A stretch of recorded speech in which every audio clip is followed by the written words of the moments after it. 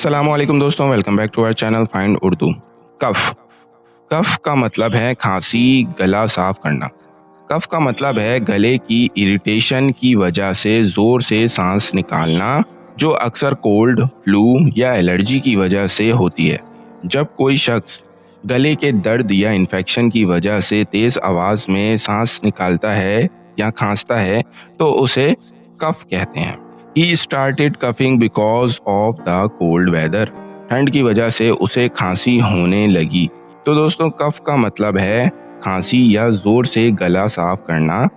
ये बीमारी फ्लू और एलर्जी की वजह से हो सकती है। उम्मीद है अब आपको कफ का मतलब समझ में आ गया होगा। मिलते हैं नेक्स्ट वीडियो में। शुक्रिया।